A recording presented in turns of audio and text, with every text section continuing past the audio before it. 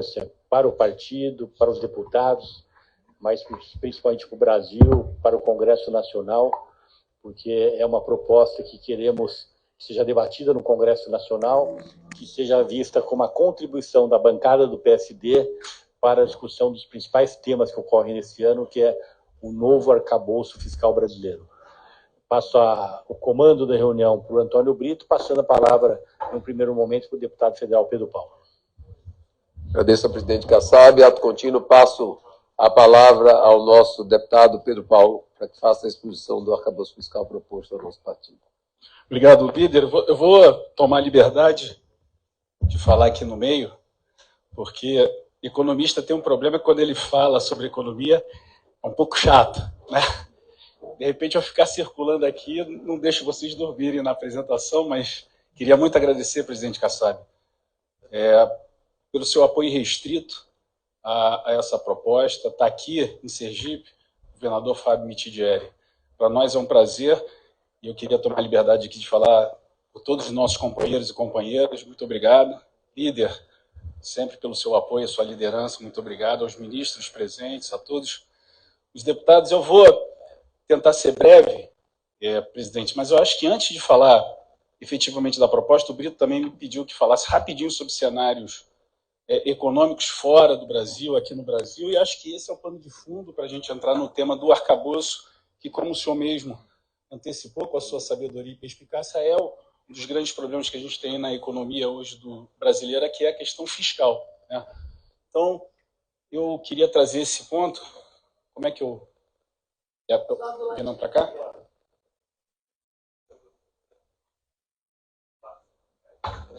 Bom, a gente vive no mundo, todo momento a gente tenta ter um momento de estabilidade para a economia mundial crescer, mas a gente sempre está vivendo crises, né?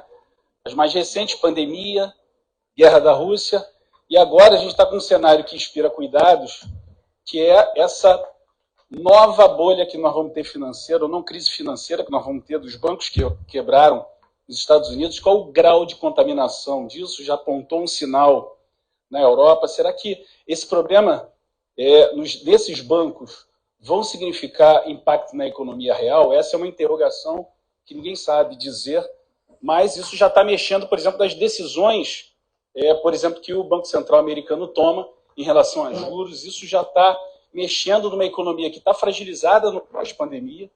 A gente está vendo aí uma inflação teimosa, persistente.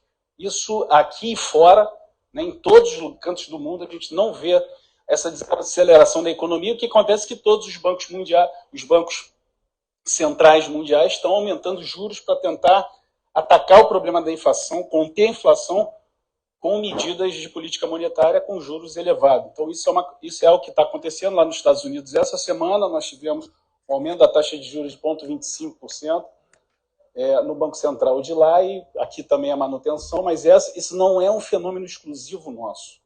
É algo que está acontecendo no mundo, e a gente tem que entender para onde está indo o mundo, para que a gente não tenha aqui também uma posição, aqui simplesmente achar que só no discurso a gente vai mexer naquilo que são fundamentos econômicos, fundamentos de política monetária, situação macroeconômica, a gente tem que estar atento.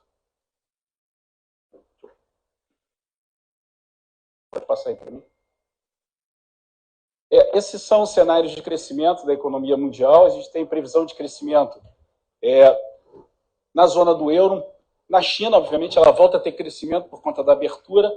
A Europa, um crescimento, e os Estados Unidos, um crescimento bem mais tímido do que outros lugares do mundo. Então, a gente tem um cenário, mesmo a economia desaquecendo, mas ainda inflação alta. Por isso, a necessidade dessa política de manutenção de taxas de juros elevadas.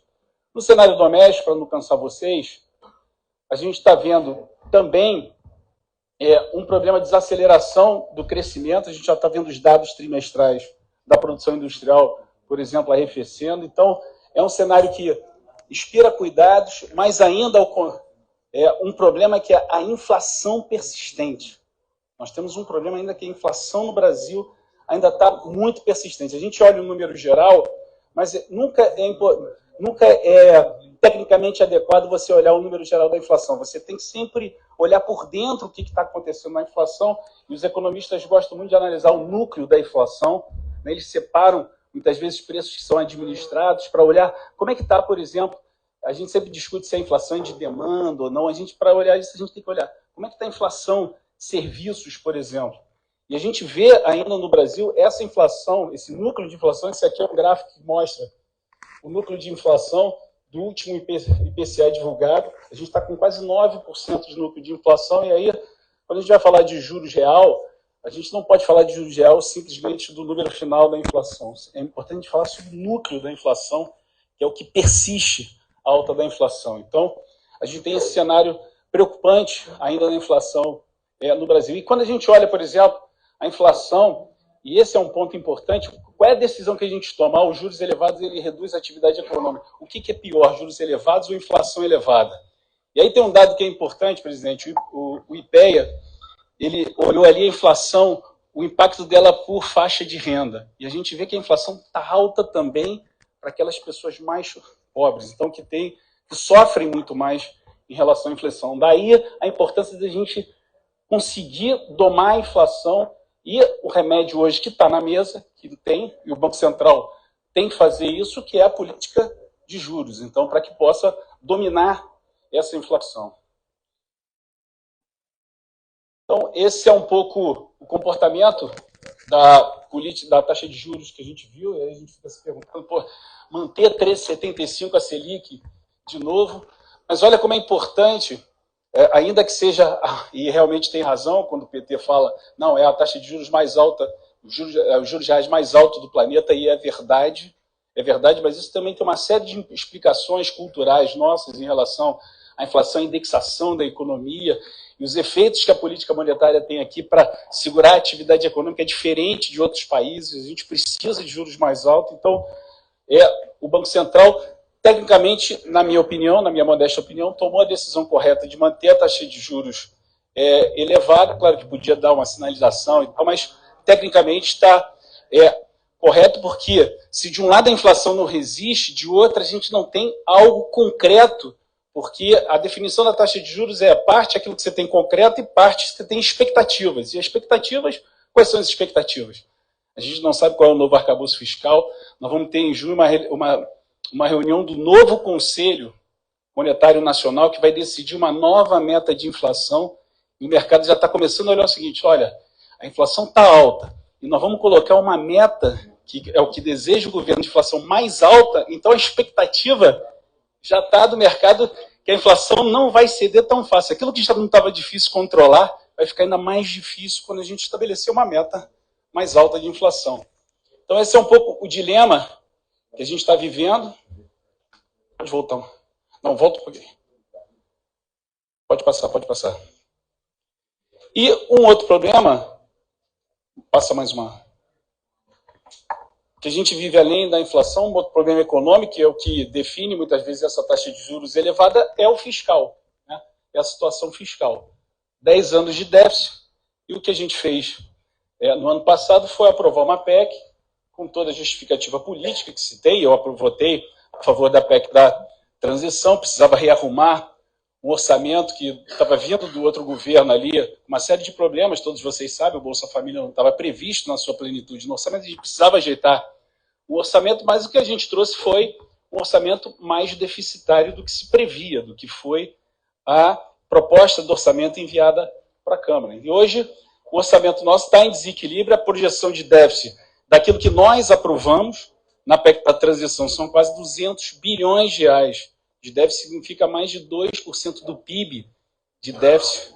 Isso é coisa pra caramba, né? Nenhum governo começou o seu primeiro ano com um déficit tão grande, com o pé no acelerador, e esse resultado fiscal ele é capturado pelas expectativas, ele captura o endividamento, o nível de dívida, tudo isso está sendo impactado por essa aceleração do gasto público, que mesmo que seja justificada, mas é uma conta que tem que ser paga. Então, esse é um dos problemas que a gente está mostrando. É difícil porque o PowerPoint é pequenininho ali, a imagem é pequenininha, mas eu coloquei no grupo de WhatsApp essa apresentação. Se vocês derem uma escada ali, vocês vão ver um pouco o que é o resumo do que foi autorizado.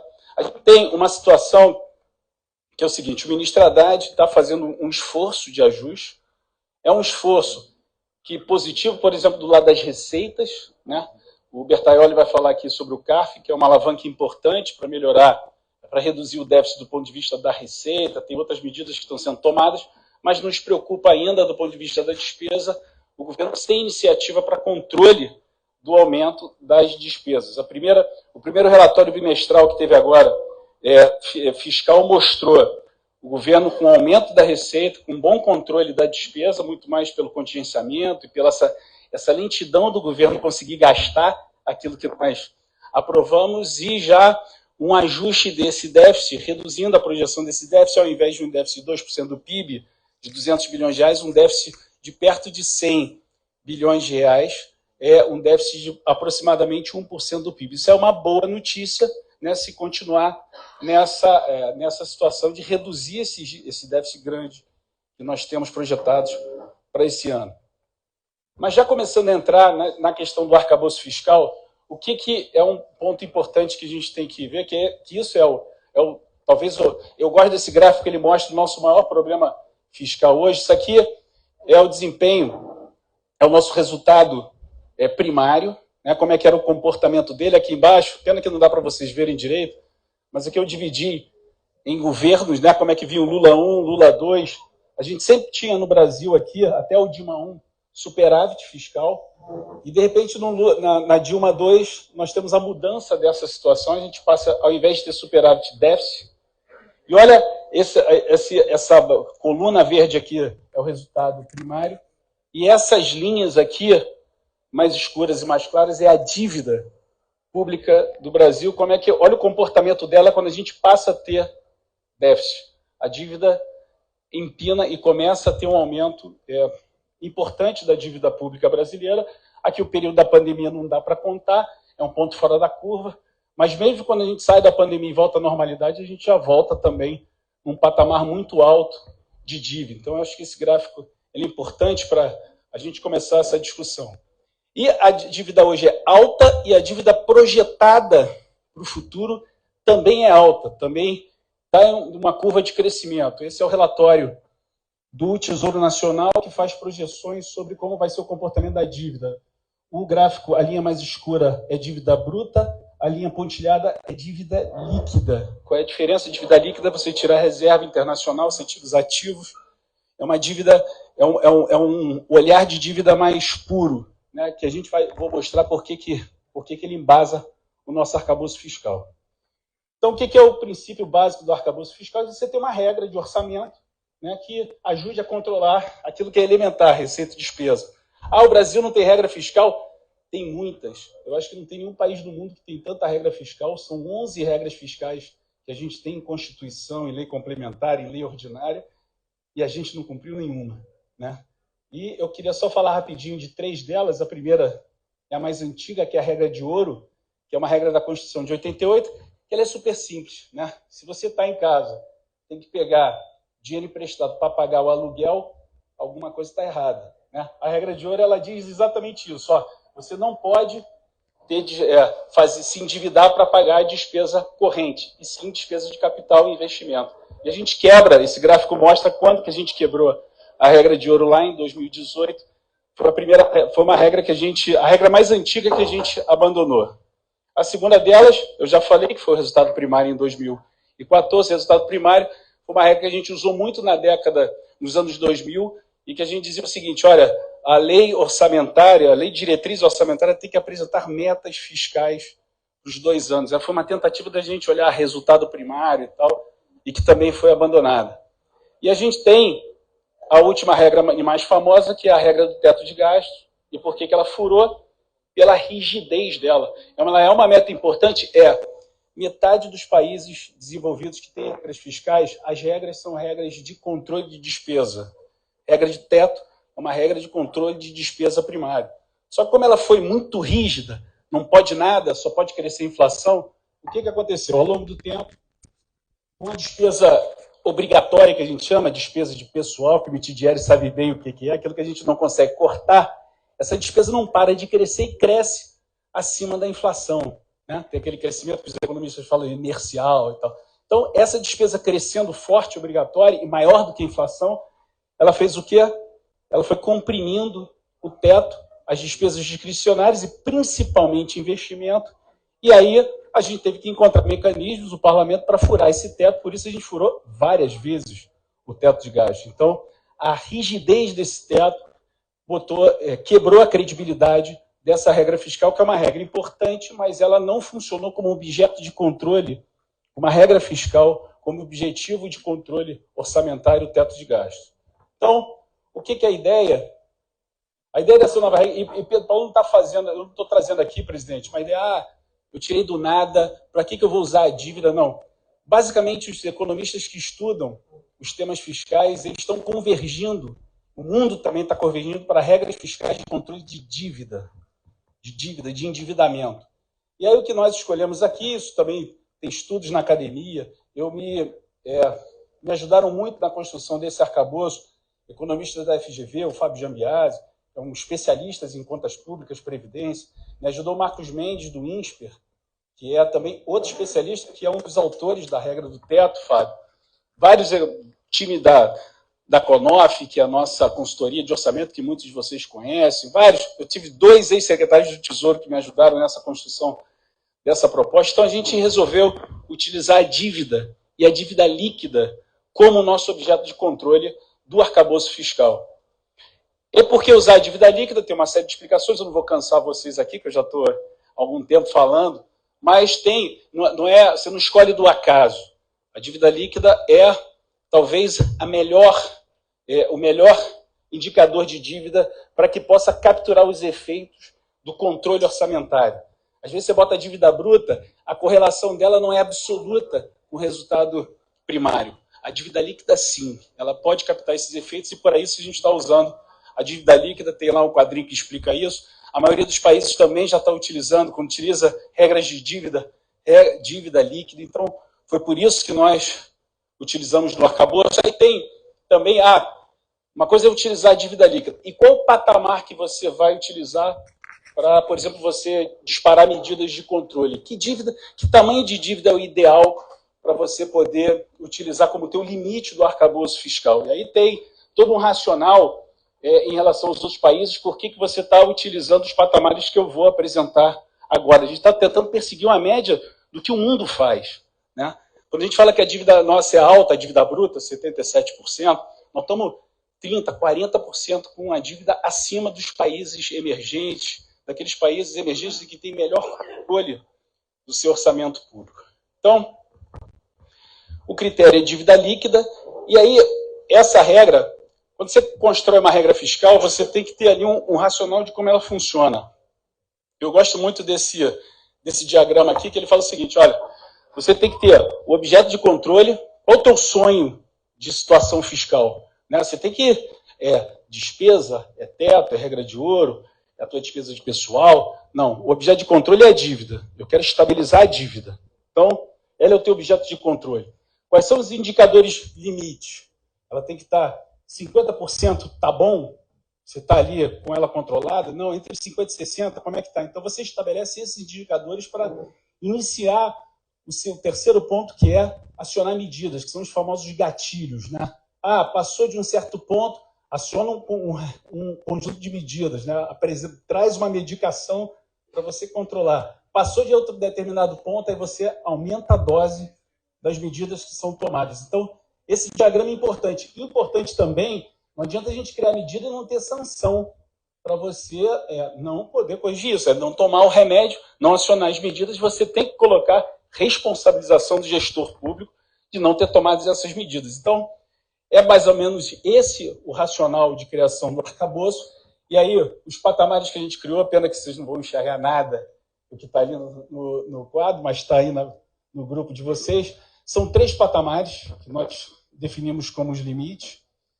50%, se o país estiver com 50% da dívida líquida, hoje nós estamos com 56%. Se nós baixarmos para 50%, não aciona medidas. Mas a gente tem ali uma autorização da despesa crescer com base na inflação, mais 1,5% da média do PIB dos últimos 2 anos. Isso é espaço pra caramba para você poder gastar, para você poder colocar suas políticas públicas. Não é desesperador, não é mais o teto que era só IPCA. Então é algo bom. Você não tem medidas de vedação, de aperto, de proibição de concursos públicos, tal, não tem nada disso. Mas você tem um controle, você deixa a tua despesa primária crescer um pouquinho mais. Quando você entra em 50%, 60%, você liga o alerta, sinal amarelo. Aí começam medidas de vedações, por exemplo, concursos públicos, é você criar cargos, aí você começa a aumentar a dose dessas medidas.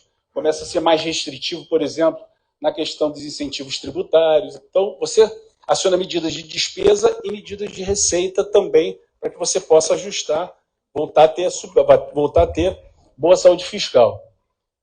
E depois, você tem acima de 60%. Aí é sinal vermelho. Medida dura, tem que proibir incentivo fiscal, você tem que ter ali mais medidas duras de controle, por exemplo, de gasto de pessoal. Então, esse é o balanço que a gente tem dos limites da dívida, como a gente quer forçar essa curva da dívida para buscar o equilíbrio. Ali, eu também não vou ser exaustivo nisso, presidente, mas também tem uma espécie de bônus que se criou, e que é algo que os especialistas também têm estudado, não é só estabelecer vedação, mas, por exemplo, porque você não controla absolutamente o indicador de dívida. Você pode fazer todo o dever de casa, né?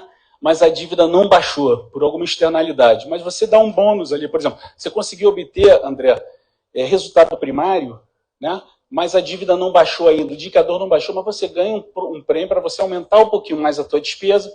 Tem resultado primário IPCA mais 1% do PIB de aumento de despesa. Se não tiver resultado primário, só 0,5% do PIB no aumento da despesa acima do IPCA. Então, tem um conjunto aí de gatilhos e de bonificação interessante que está na proposta do arcabouço. Mas ela também tem algo importante para que a regra ela não pode ser absolutamente rígida. Ela tem que ter alguma flexibilidade. Por exemplo, cláusula de escape, né? Calamidade, pandemia, está prevista no projeto também. E como os economistas agora do PT falam tanto de cláusula anticíclica, a gente colocou também uma cláusula anticíclica. O que é isso?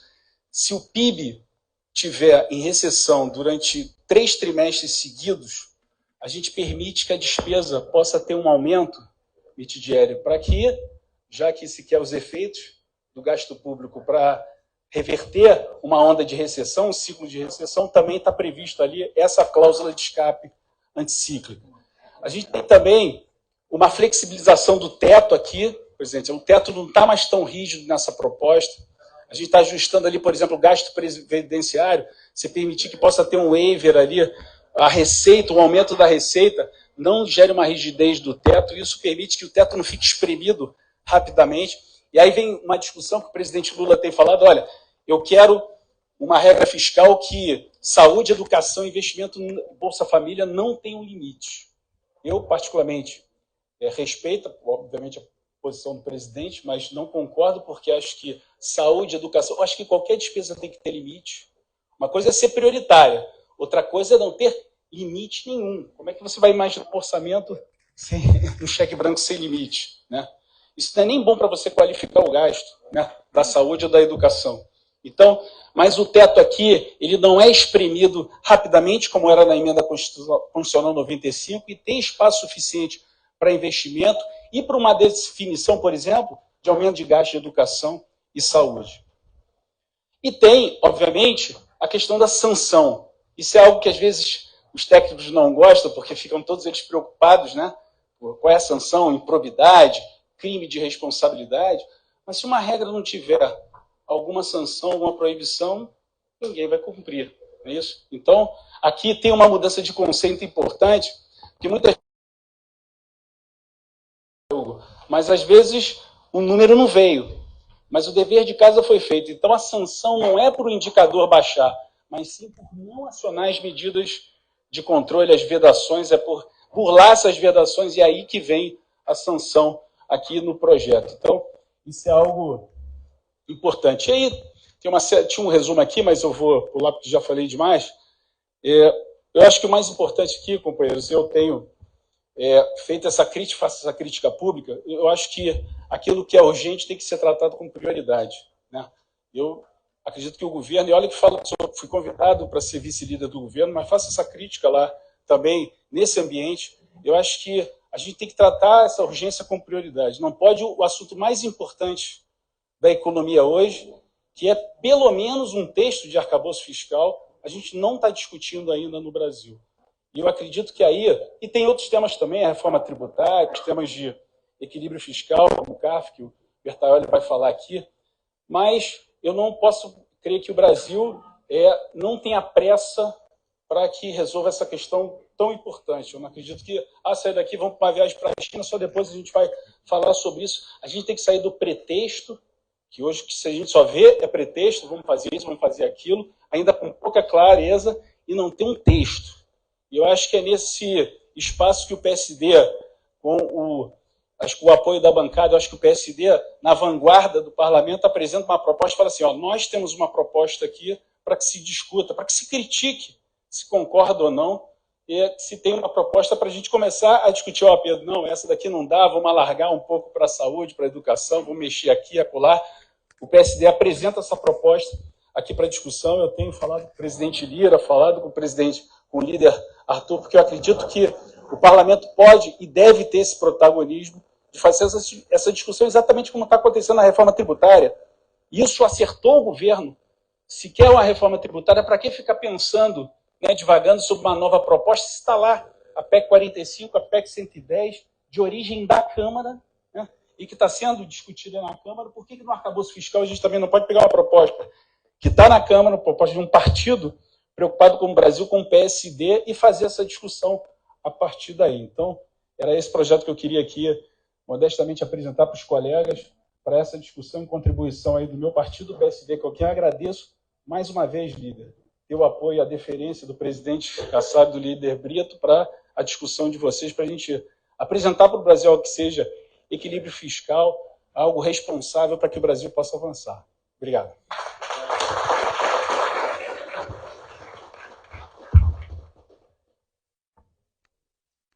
Pode ir.